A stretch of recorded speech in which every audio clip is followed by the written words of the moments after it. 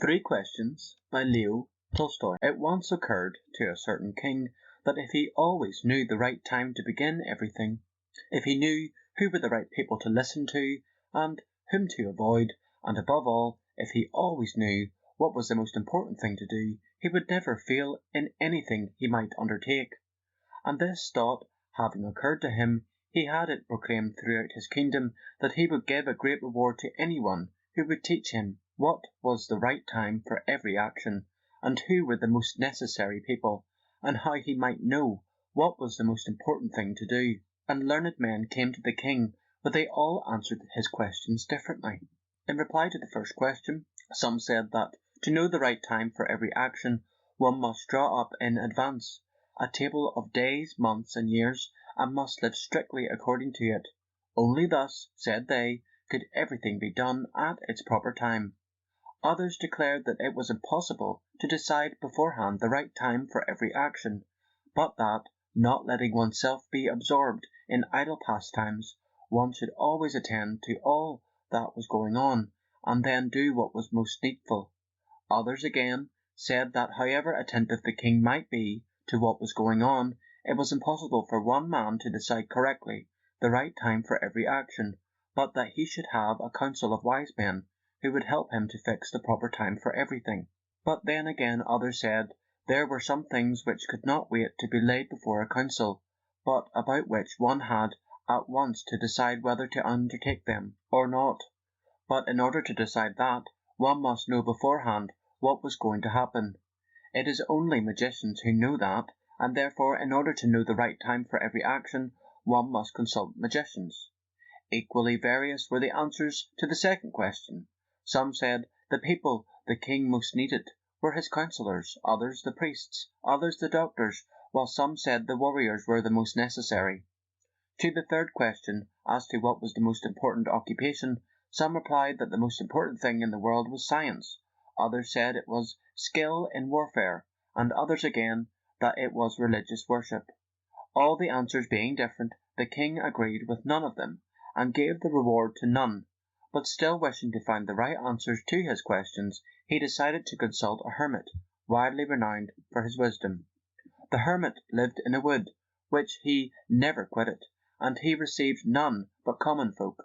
So the king put on simple clothes, and before reaching the hermit's cell dismounted from his horse, and, leaving his bodyguard behind, went on alone. When the king approached, the hermit was digging the ground in front of his hut. Seeing the king, he greeted him, and went on digging. The hermit was frail and weak, and each time he stuck his spade into the ground and turned a little earth, he breathed heavily. The king went up to him and said, "I have come to you, wise hermit, to ask you to answer three questions. How can I learn to do the right thing at the right time? Who are the people I most need, and to whom should I therefore pay more attention than to the rest? And what affairs are the most important and need my first attention?" The hermit listened to the king, but answered nothing.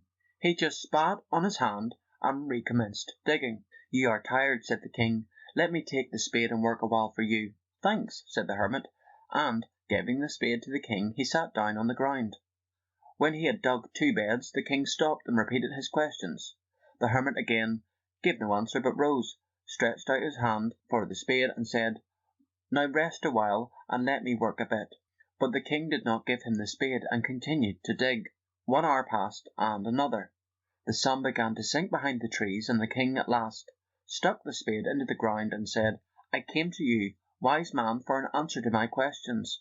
If you can give me none, tell me so, and I will return home." "Here comes some one running," said the hermit. "Let us see who it is." The king turned round and saw a bearded man come running out of the wood. The man held his hands pressed against his stomach, and blood was flowing from under them. When he reached the king, he fell fainting on the ground, moaning feebly. The king and the hermit unfastened the man's clothing.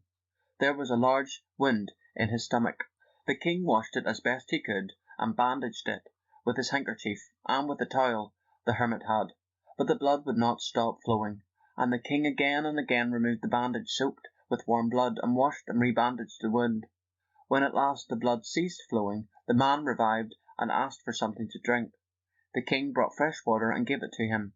Meanwhile the sun had set, and it had become cool. So the king, with the hermit's help, carried the wounded man into the hut and laid him on the bed. Lying on the bed, the man closed his eyes and was quiet, but the king was so tired with his walk and with the work he had done that he crouched down on the threshold and also fell asleep. So soundly he had slept all through the short summer night. When he awoke in the morning, it was long before he could remember where he was, or he was the strange bearded man lying on the bed, and gazing intently at him with shining eyes. "Forgive me," said the bearded man in a weak voice, when he saw that the king was awake and was looking at him. "I do not know you, and have nothing to forgive you for," said the king. "You do not know me, but I know you. I am the enemy of yours who swore to revenge himself on you because you executed his brother and seized his property. I knew you had gone alone to see the hermit, and I resolved to kill you on your way back. But the day passed and you did not return, so I came from my ambush to find you, and I came upon your bodyguard, and they recognized me and wounded me.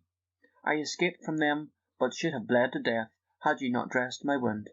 I wished to kill you, and you have saved my life. Now, if I live, and if you wish it, I will serve you as your most faithful slave, and will bid my sons do the same. Forgive me." The king was very glad to have made peace with his enemy so easily, and to have gained him for a friend, and he not only forgave him, but said he would send his servants and his own physician to attend him, and promised to restore his property. Having taken leave of the wounded man, the king went out into the porch and looked around for the hermit. Before going away, he wished once more to beg an answer to the questions he had put. The hermit was outside, on his knees, sowing seeds in the beds that had been dug the day before. The king approached him and said, "For the last time, I pray you to answer my questions, wise man."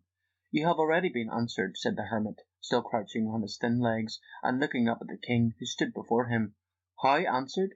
What do you mean?" said the king. "Do you not see?" replied the hermit. "If you had not pitied my weakness yesterday, and had not dug those beds for me, but had gone your way, that man would have attacked you, and you would have repented of not having stayed with me. So the most important time was when you were digging the beds, and I was the most important man, and to do me good was your most important business. Afterwards, when that man ran to us, the most important time was when you were attending to him, for if you had not bound up his wounds, he would have died without having made peace with you. So he was the most important man, and what you did for him was your most important business. Remember then, there is only one time that is important. Now, it is the most important time because it is the only time when we have any power. The most necessary man is he with whom you are, for no man knows whether he will ever have dealings with anyone else. And the most important affair is to do him good, because for that purpose alone was man sent into this life. End of 3 questions by Leo Tolstoy.